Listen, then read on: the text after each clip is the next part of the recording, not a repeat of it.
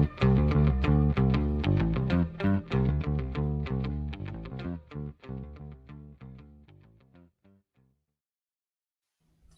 hello. Welcome once again to another edition of Quoth, Raven, Lewis, Sprite Raven. I'm your host, Lewis, Sprite Raven.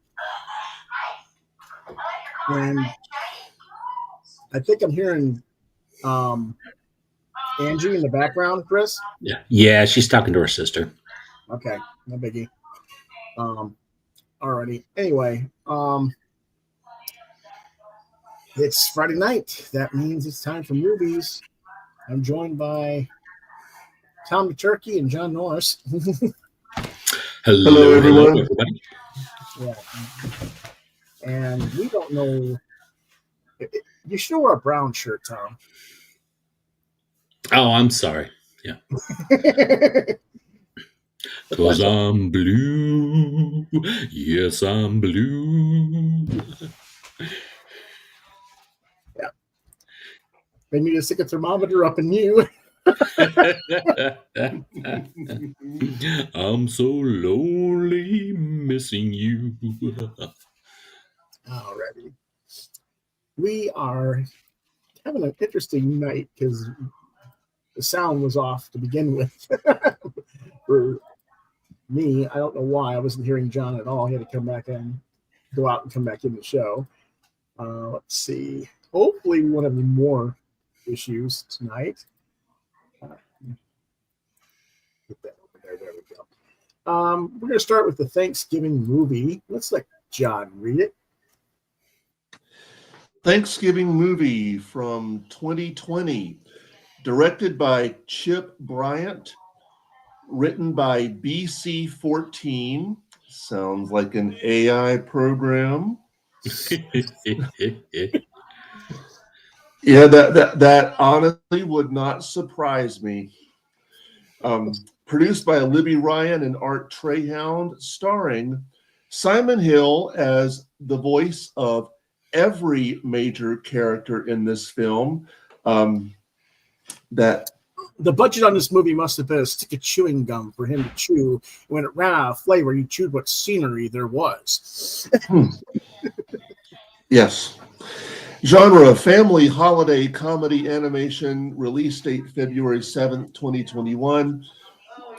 Run hour, one time, 1 hour, 17 minutes of other dimensional eternal damnation. You can probably already tell what we thought of this movie, folks. But anyway, what it's about. An idiot turkey named Butterball, because of course he'd be named Butterball, and his pal Missy the Dodo have to save Thanksgiving from the cruelties of the evil Cross-Eye the Parrot and his cohorts, as everybody else comments about how they can't wait for the dinner to start. So, what I thought, oh boy. Now, I always try to find something good in a movie, but in this case, I just can't.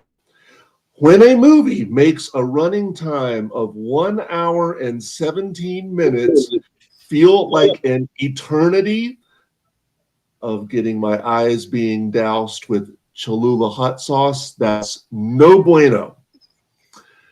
So I have no behind the scenes info, so I don't know what the budget was or the resources used, but the movie just looks and feels cheap. Yeah, I heard that they were using the value of the 2025 U.S. penny as their budget. Again, that would not surprise me.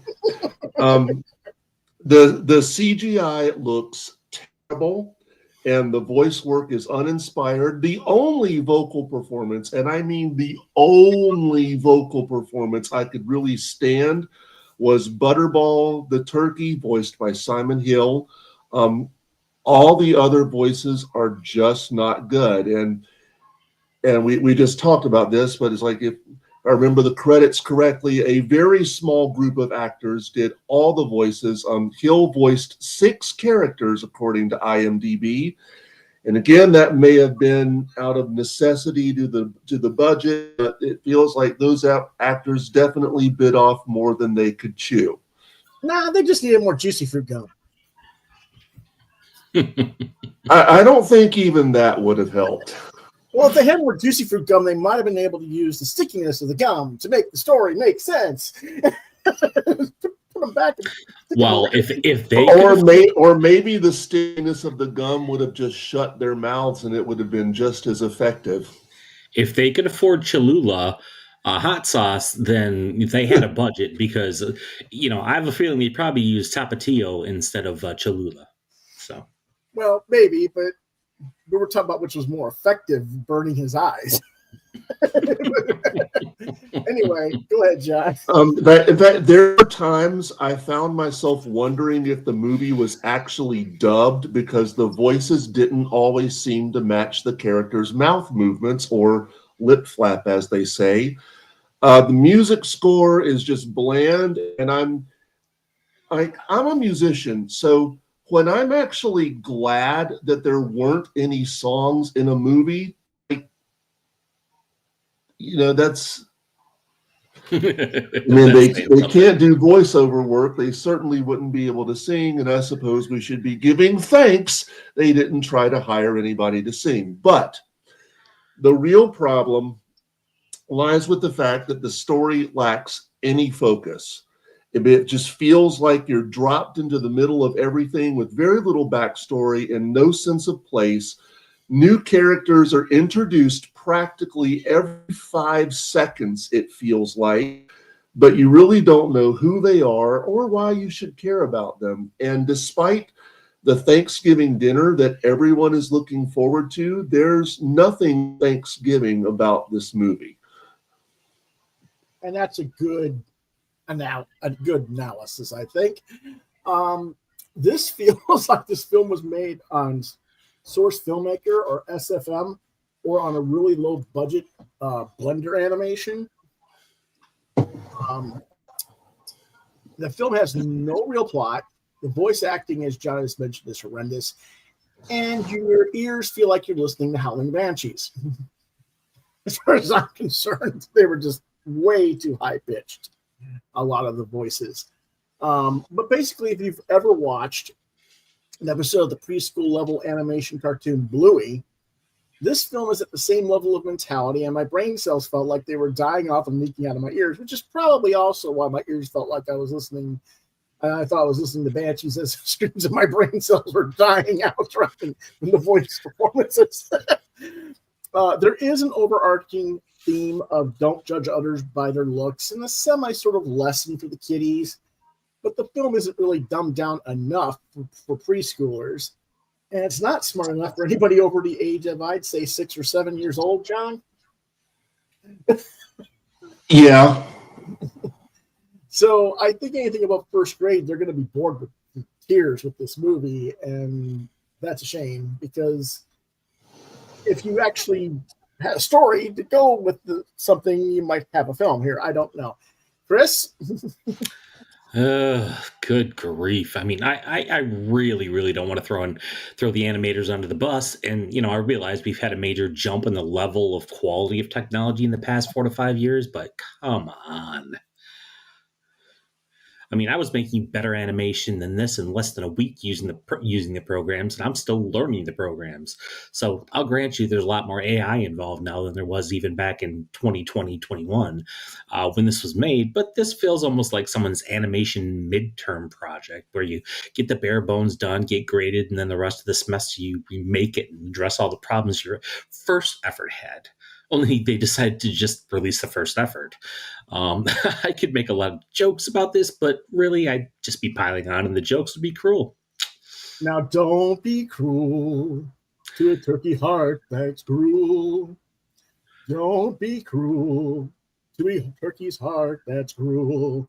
We don't need no more reviews. Let's just find out the final score. John, what do you got? A 1. I'm being generous with a 1.5. Chris, did you even finish this? I did not, but I'll give it a 0.5 for each turkey breast that was in this movie. So, a 0.5. Okay, I didn't get a score from him because he was like trying to finish, but it was just It was hard, right? Yes. I'm a big fan of turkey breast, so I'm going to give it a 0.5 for each one. So Okay. All right. Next one. Let's let Chris read this one. all right, A Thanksgiving Tale, 1983, directed by James Field, produced by Paul Fusco. Production manager was Linda Fusco. Writer Kelly Cabral. Story by Paul Fusco. Music by Rich Shellbach. Production company Imagicom Productions, starring Paul Fusco, Lisa Buckley, Bob Fabiano, Linda Fusco, Rich Shellbach. Running time is about 28 minutes. And what this is about. The neighborhood cool cats have a warm place to stay, but no food. The guard dogs have plenty of food, but no place to stay. Dilemma. Stay out of the cold winter. Here comes Tom Turkey to the big city. The cats are thinking he'll make a fancy feast, but the dogs want to protect the seemingly brainless bird. Can Tom bring together the fighting cats and dogs and make them celebrate like pilgrims and Native Americans at the first Thanksgiving? Or will he find his goose is cooked and he'll be the main course? So what I thought, A Thanksgiving Tale is everything that the Thanksgiving movie isn't. It tells a cohesive story, a real sense of place. The dialogue and songs, while a bit corny or fun, the puppetry is charming. You get a sense of who the characters are, and the puppeteers and voice cast do a nice job of bringing them to life. And there really is a spirit of Thanksgiving in that each group has something the other wants and needs. The cats have a roof over their heads and the dogs have food. And it takes a total stranger, a turkey no less, to show them the value of respecting each other and sharing what they have. And it achieves all of that in less than a third of the running time. Much, much better. Yeah, I'm not gonna lie. I was completely disinterested with this. I gave up after 10 minutes. I tried to watch this before I watched the Thanksgiving movie because John gave it such a bad review. Now I think maybe I should have stuck through it. Yes, you should have. You don't finish your movies, no pumpkin pie for you, fat man. Burn! Unfortunately, I just couldn't get into this. The acting and songs just too corny, too low budget, too Sesame Street. So, nope, not my cup of tea. Yeah. And while I can see both of my co-host viewpoints, I'm sort of leaning more towards shock. Yes, I agree. The songs are corny, but then they're kind of supposed to be. They're meant to be singing along for the kids. And kids' songs are typically pretty bad lyrically when you stop to think about it. Now, of course, what they should have done was have spaghetti for Thanksgiving. On top of spaghetti, all covered with cheese. I lost my poor meatball when some turkey sneezed. But it's okay now, we got spaghetti's trees. And kids songs can be good. I mean, come on, row your boat. That is riveting. Like, is the crocodile gonna get him or not? Like, who knows? Like, it's riveting stuff. So Yeah, but it's not too bad. Anyway, though, the characters are somewhat hit and miss for me, but I can't say that any of the performances were weak performances. In fact, I could see you, John, adapting this for the stage with some child actors in the roles of the puppets as a holiday show, and it would work very well. And you could make directorial debut instead of just music direction. It's too bad I didn't select this back in September to inspire you and give you enough time to select a cast and get rehearsals done. Well, there's always next year. Do you really? Do you think I'm just mocking you, or do you think I'm serious? No, not. I think I detect a hint of sincerity. Okay. Just a bit. tiny. Yeah, a bit. Hey, I went and I took it upon myself to write a Thanksgiving song for this show, but Raven didn't feel it was appropriate, so Mm-hmm. I guess y'all can't hear it. Are you? Do you want to have your ears burned, John? Can it be any worse than the Thanksgiving movie? Yeah.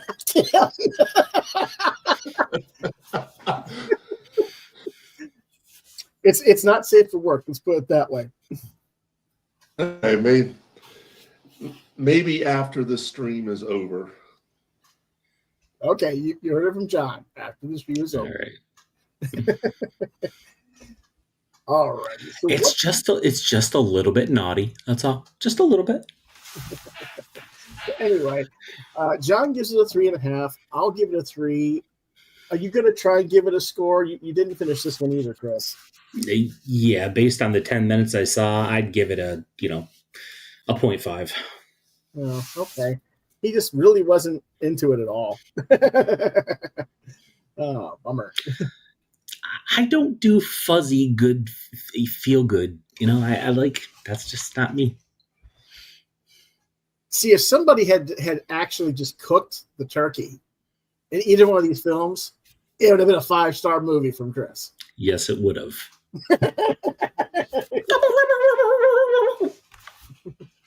So there you go.